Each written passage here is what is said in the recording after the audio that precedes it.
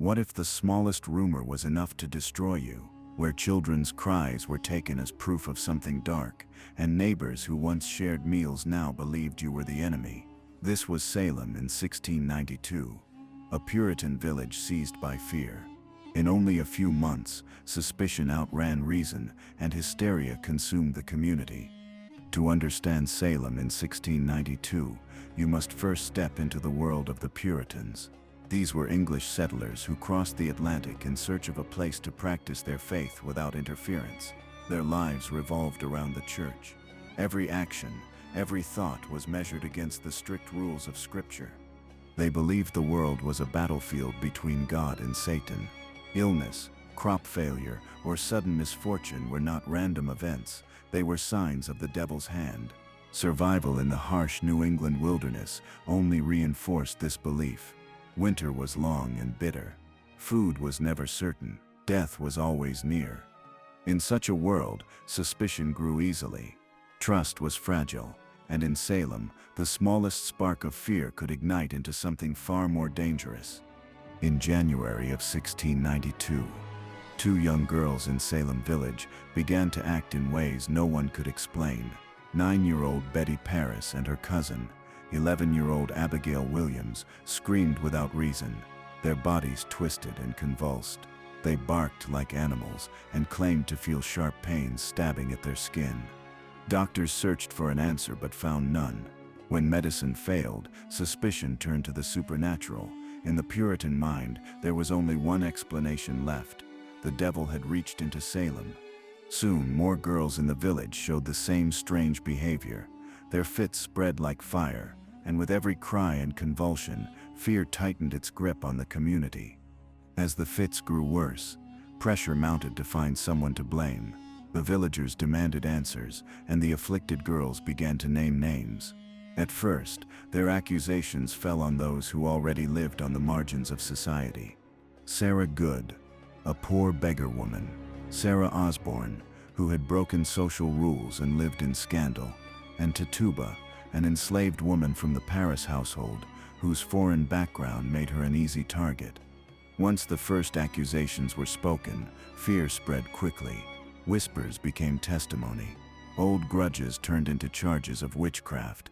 Neighbors who quarreled over land or debts now had a weapon stronger than any lawsuit, the word witch. The village was no longer united in faith and survival. It was divided by suspicion, and the lines of accusation only grew wider. In March of 1692, the first accused were brought before the magistrates of Salem Village. The meeting house filled with neighbors eager to witness what would unfold. At the front sat stern judges, their black robes a symbol of both law and scripture. One by one, Sarah Good, Sarah Osborne, and Tituba stood before them.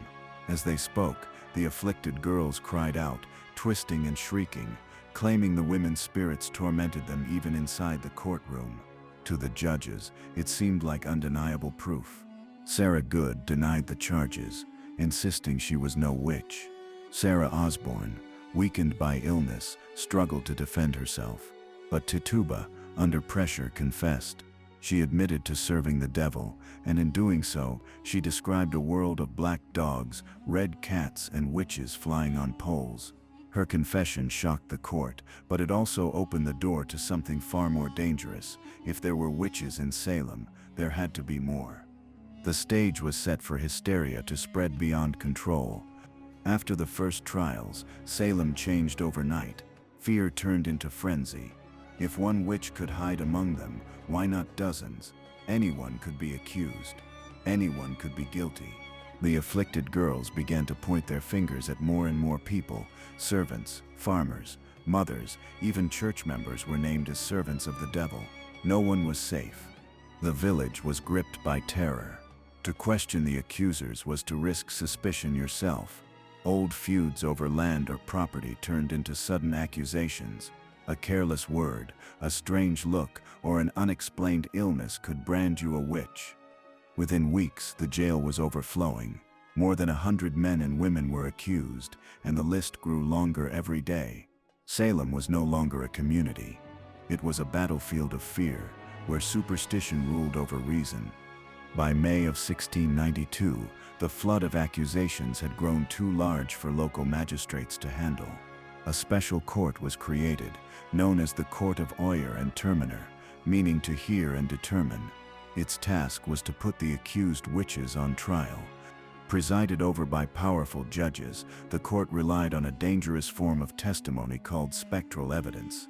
If someone claimed to see the spirit or shape of a witch tormenting them, even in dreams or visions, the judges often accepted it as truth.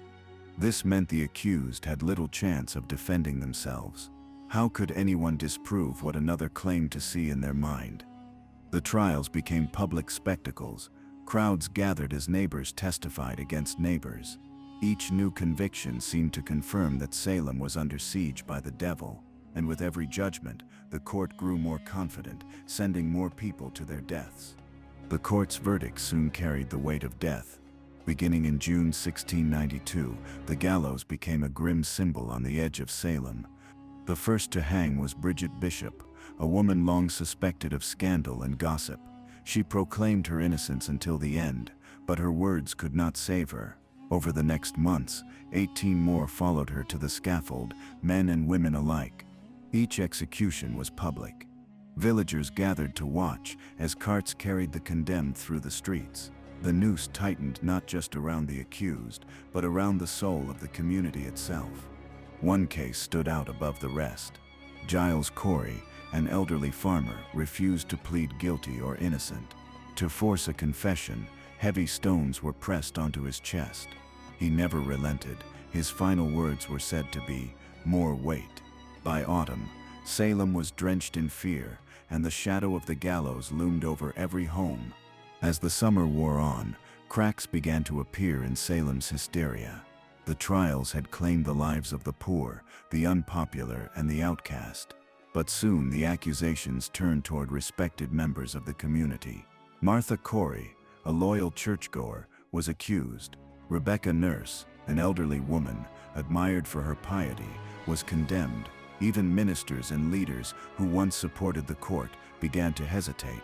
Could the devil truly hide in the hearts of the most faithful? Whispers of doubt grew louder. Families who had seen their loved ones jailed or hanged questioned the fairness of the court. Some began to fear that the trials were no longer uncovering witches, but destroying innocent lives. For the first time since the hysteria began, Salem was forced to look inward, and many did not like what they saw. By the fall of 1692, the fury that had once driven Salem began to unravel. The accusations had grown reckless, reaching higher into society. When the governor's own wife was whispered about as a possible witch, the tide finally shifted. Governor William Phips, alarmed at the chaos and the mounting executions, stepped in. He dissolved the Court of Oyer and Terminer and ordered a halt to the trials. Without the court's authority, many of the remaining prisoners were released.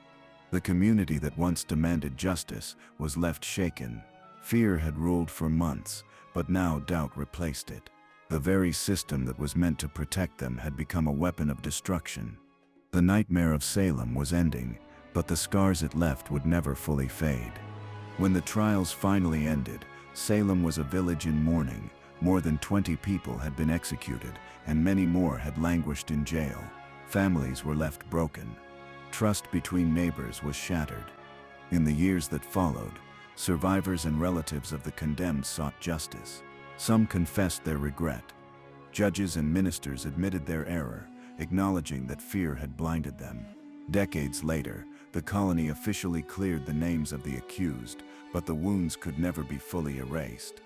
The Salem Witch Trials became a lasting symbol, a warning of how fear and hysteria can tear apart a society.